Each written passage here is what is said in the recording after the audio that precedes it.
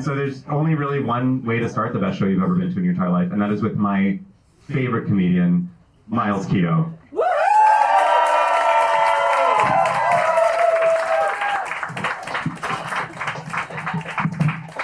Well, howdy, everybody. Howdy.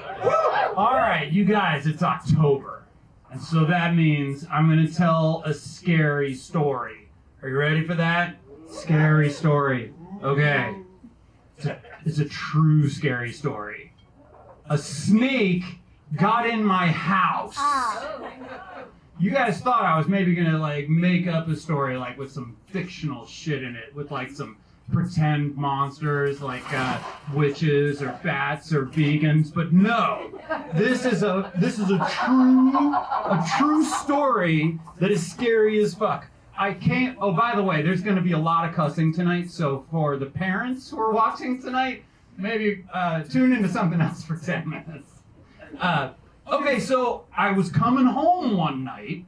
I'd taken my kids to like a college fair thing, and we got back into the house. It was pretty dark. I turned on the bathroom light, and there on the floor of my bathroom was a snake.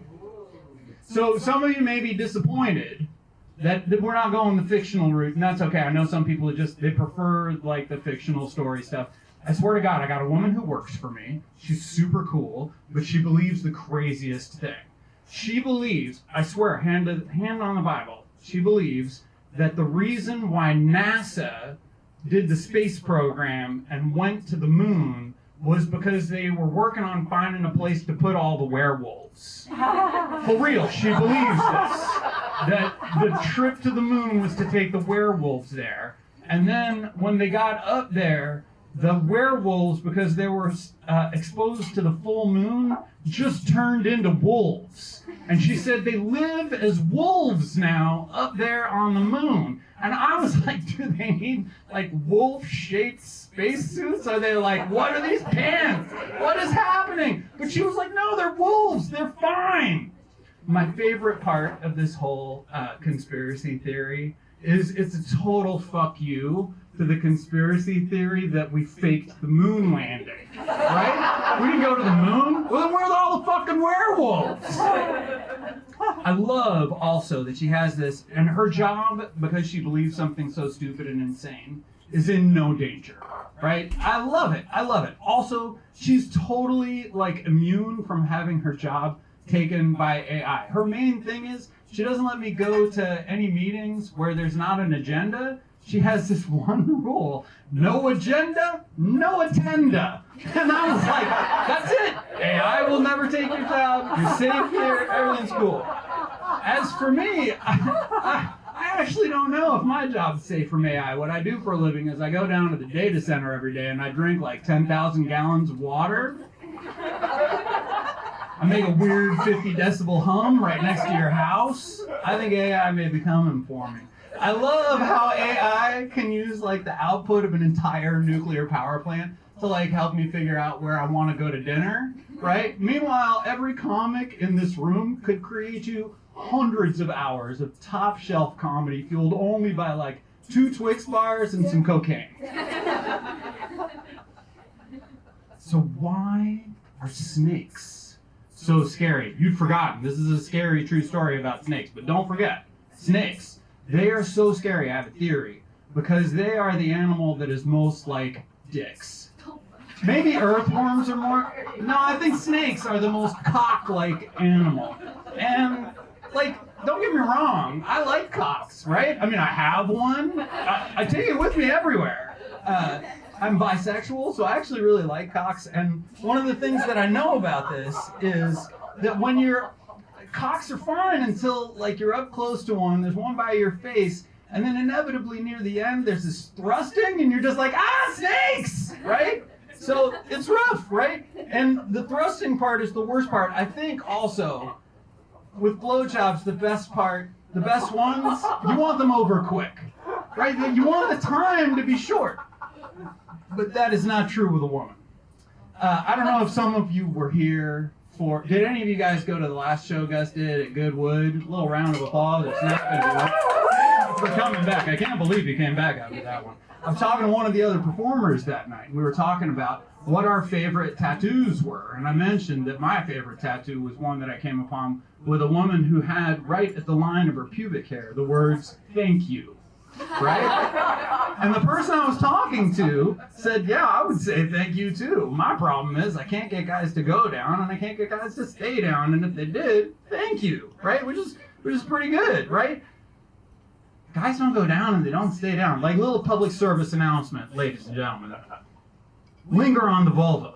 There's nothing better. What else would you want to be doing? There's nothing better on Netflix. Would you want to be like doing some work maybe? Like maybe lifting the lid of your laptop? Like maybe opening a spreadsheet? Delicately flicking through the tabs, driving some fine quarterly value to your shareholders? No! Why is this making me horny? No. In fact, when you go down on a woman, it's like getting to go on vacation in Australia, right? It's really hard to get there. And once you're there, you don't want to spend 15 minutes and then get right back on the fucking plane. No, when you go down, it should be like you're going down under. In fact, it's way better than Australia. Australia has so many snakes. And there are no snakes with that, although there can be thrusting. I dated a woman who was really aggressive about it. She'd grab your hair and she'd really go for it. She called it the clam slam. Oh my God, that's so good. And when she'd do it to me, I'd just be down there in receipt and I'd just be like, oh God, how did I get so lucky? The ancient Greeks knew that snakes were scary. Do you guys know about this ancient legendary monster, Medusa? Snakes for hair. Yeah, she was pretty cool, but I actually think that the Greeks kind of blew that one. Do you know it would be much scarier if the woman was walking around with just like a head full of cocks? Like just penises everywhere, different states, big penises, up penises, down penises. That would be much scarier. I think the Greeks blew it in a lot of different stories though. Do you guys know about the Argonauts? It was like this boat, the Argo, and there was like a bunch of heroes, Hercules, Castor and Pollux, the famous boxers, Atalanta, fastest woman ever, and all these great heroes. They get on this boat, they call themselves the Argonauts, and they're like, who should we put in charge? How about that guy Jason? We're going to get Jason from accounting. I'm sure it was Atalanta. It was like, he's pretty good with a spreadsheet. The Greeks also named their great literary epic, the Odyssey, after a Honda minivan. It's like if us today were to name our great literary epic the Cybertruck, which is where I think we're actually going. We're not good at naming things now. On my street, there are some 6th and 7th grade boys, and one of them, the parents named this boy Bladen. My hand to God, the kid's name is Bladen. Also, this kid is a total piece of shit. He litters constantly. He's always dropping shit on the ground, and I'll sometimes see him do it, and I'll be like, Bladen, why are you littering? And they're like, Mr. Keogh, because picking stuff up is gross. I'm like, literally the thing that was just in your hand, it's gross. He's a total piece of crap. Anyway, his best friend is another 6th grader named Rogan. Rogan's not that bad a kid, but his name's fucking Rogan. Sometimes when I want to make a woman hot, I will tell her truthfully, that I have never consumed even 1 second of Joe Rogan content on any platform in my entire life. Not one. And I always get the clam slam. All right, let's go back to my bathroom. There I am. I'm at the bathroom. There's a fucking snake on the ground. It's looking at me. I'm looking at it. My kids are behind me. And this is the time for thrilling heroics. I lean over and I go, please leave. Something happened in my brain. Normally I'm okay with doing something stupid. I'll jump in a car full of fentanyl, or I'll, ride a bike the wrong way down the street or something. Do stand-up comedy in front of a bunch of you people. But this time my amygdala just turned on and was like, you're frozen, baby. It's Medusa time. And yeah, no, I couldn't do anything. And so my kids are like, please leave. What the fuck is that, Dad? My daughter goes, do I need to go get Rogan?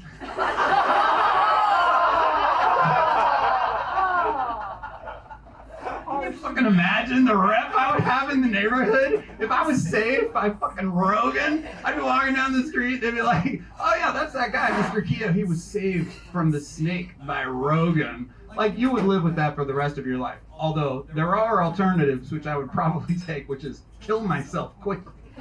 You definitely don't want that rep. So, okay, there is another alternative, which is I grabbed a towel, I threw it on top of the snake. And then I reached down and I grabbed the snake through the towel, and then I carried it out of the house, sort of half screaming like this. I should mention, the snake was about that long and about the width of my finger. But actually, you'd think I'd be more familiar with handling something like that. But anyway, so I run it out of the house.